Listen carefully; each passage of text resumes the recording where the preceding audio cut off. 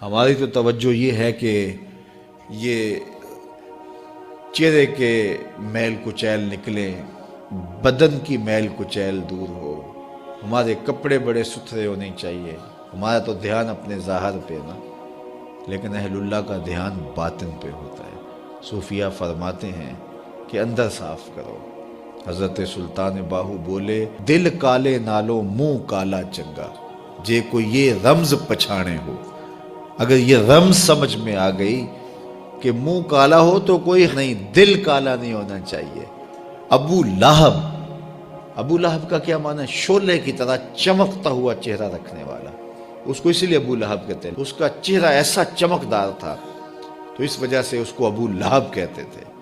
تو چہرہ اس کا بڑا چمکدار تھا، دل کالا تھا، جہنم کا ایندھن بن گیا، قرآن نے پھٹکار ڈالی۔ اور ایک وہ بھی تھا جس کا دل صاف تھا لیکن بلال کا رنگ کالا تھا، اس کا اندر چٹا تھا باہر کالا تھا۔ اللہ اکبر! لیکن وہ تھا کرموں والا، وہ تھا رحمتوں والا اور حضور علیہ السلام کا متوالا۔ تو بات باطن کی ہے، بات ظاہر کی نہیں ہے۔ ہم اندر صفائی کی توجہ نہیں دیتے، باہر کی صفائی کی توجہ دیتے ہیں۔ پہلے اندر صاف کر لیں، اندر صاف ہو گیا تو پھر باہر بھی صاف کر لیں۔ اور اگر باہر صاف ہے اور اندر میل کچیل ہے تو باہو بولے کہ دل کالے نالوں منہ کالا چنگا، جے کو یہ رمز پچھانے ہو۔ اللہ کے محبوب علیہ السلام نے فرمایا اگر یہ صحیح ہو گیا تو پورا جسم صحیح ہو گیا۔ اور حضرت رومی نے جو اقبال کے مرشد تھے کہا کہ دل کو قابو میں کر لو، یہی حج اکبر ہے۔ حج اکبر کر لیا لیکن دل ہی ٹھیک نہ ہوا۔ کہتے ہیں کعبہ گیا گل نہیں مک دیجئے، دلوں نہ مکائیے۔ تو کہا اس کی اصلاح کرو، یہ حج اکبر ہے۔ از ہزاراں کعبہ یک دل بہتر است، ہزار کعبے سے ایک دل بہتر ہے۔ وہ کیسے؟ اس لیے کہ کعبہ بن گاہ خلیل اطہر است، کعبہ حضرت ابراہیم خلیل کی بنیاد ہے اور دل رب جلیل کی گزرگاہ ہے۔ اس لیے اس کی پاکیزگی کا سامان کریں، اس کی طہارت کا سامان کریں۔ آپ کسی کو بلائیں اور میلی کچیلی جگہ ہو، جہاں گندگی پڑی ہو، غلاظت پڑی ہو، تو آپ کا کوئی عزیز مہمان آئے، اس کو بلا کر کے لائیں تو وہاں بیٹھے گا؟ جس کمرے میں آپ اس کو بٹھانا چاہیں اس میں تعفن ہو، اس میں بدبو ہو، اس میں غلاظت کے جگہ جگہ ڈھیر پڑے ہوئے ہوں، تو آپ اپنے مہمان کی نفاست طبع کو اگر جانتے ہیں تو کبھی بلائیں گے نہیں جب تک اس کو پہلے صاف نہیں کر لیں گے۔ کئی لوگ کہتے ہیں جی ہمارا جی چاہتا ہے کہ آپ کو بلائیں، لیکن ابھی ہماری گلی بہت گندی ہے، ہمارے گھر میں ابھی کام ہو رہا ہے، جب کام ہو جائے گا تو پھر ہم آپ کو بلائیں گے۔ ہم شادی اس لیے لیٹ کر رہے ہیں کہ مہمانوں نے آنا ہے، تو ابھی ہمارے مسئلے چل رہے ہیں۔ یہ کئی لوگ بائی پاس کی وجہ سے شادیاں روکے ہوئے تھے کہ وہ کہتے تھے وہ راستہ نہیں ہے۔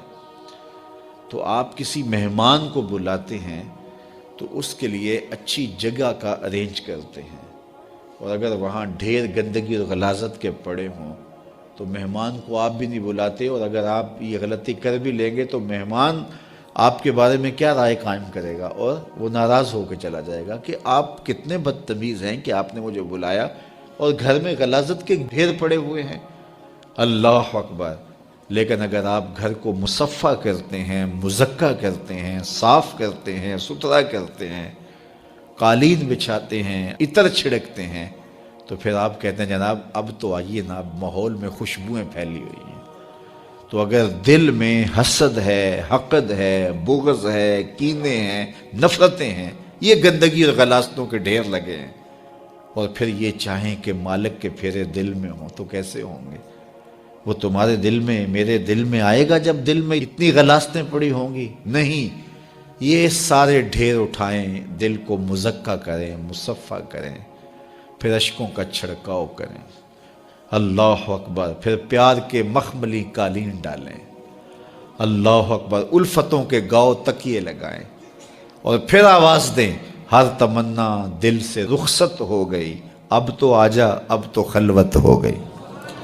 پھر محبوب کو بلائیے تو پھر دیکھیے کہ محبوب جلوہ فراز ہوتا ہے کہ نہیں ہوتا ہے۔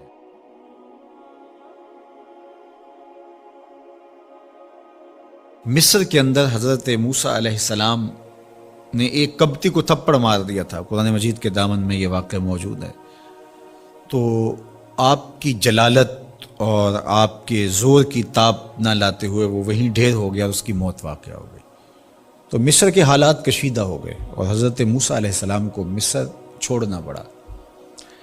تو وہ شہر مدین کی جانب جا رہے تھے کہ راستے کے اندر ایک کنواں تھا، وہاں کچھ لوگ اپنے جانوروں کو پانی پلا رہے تھے۔ تو حضرت موسیٰ نے دیکھا کہ دو پردہ دار خواتین ہیں، وہ اپنے جانوروں کو ایک سمت لیے کھڑی ہیں، سمجھ گئے کہ مردوں کے ہجوم میں آنا نہیں چاہ رہی، ان کا حیا مانے ہے۔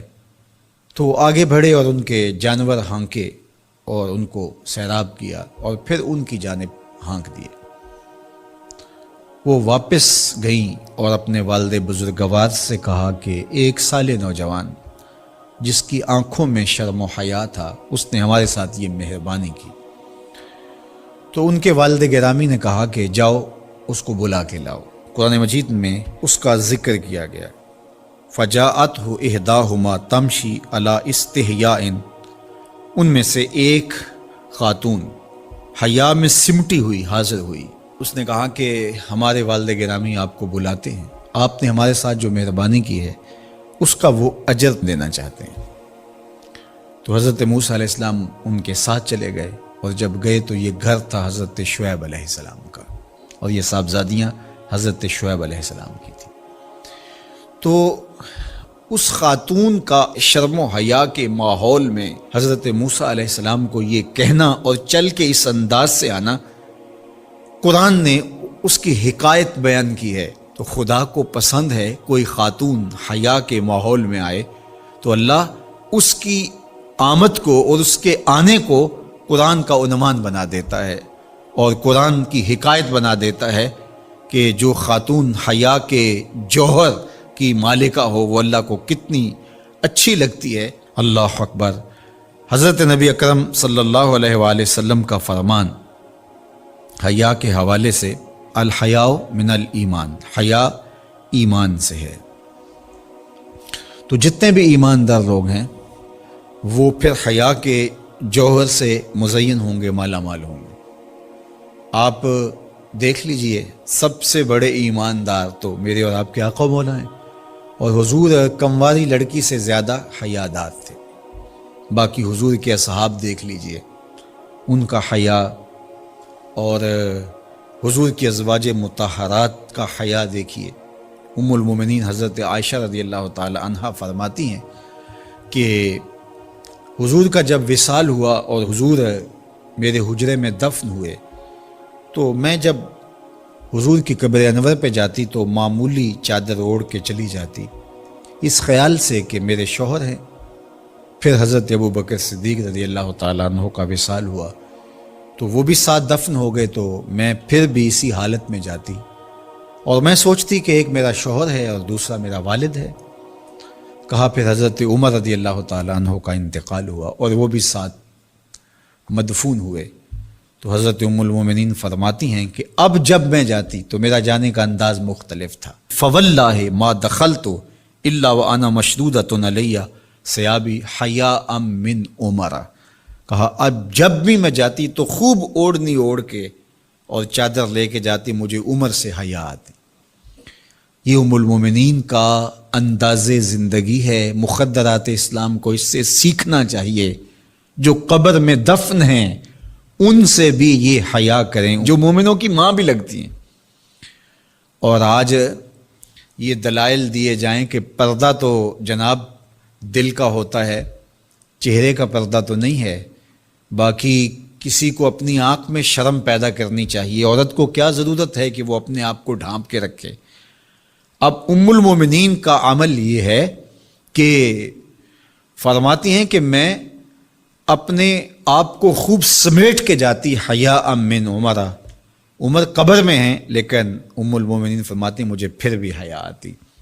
اور حضرت سیدہ طیبہ طاہرہ حضرت فاطمہ الزہرا رضی اللہ تعالی عنہا نے کہا کہ عورت کے لیے بہترین پردہ یہ ہے کہ اس کو کوئی غیر مرد نہ دیکھے اور وہ غیر مرد کو نہ دیکھے۔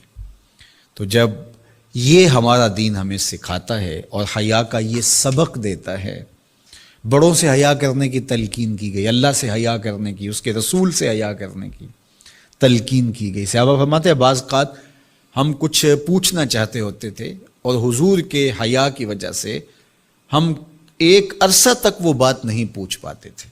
آج دادا کے سامنے بچے جس طرح بات کرتے ہیں اور جس طرح بچوں سے حیا کا جوہر ختم ہو گیا ہے اور اس کو وہ تہذیب نو کا کرشمہ سمجھتے ہیں اور جدید دور کی کرامت سمجھتے ہیں، یہ دور جدید کی کرامت نہیں ہے، یہ جاہلیت ہے۔ بڑوں کا احترام اور بڑوں کی عزت یہ زندگی کا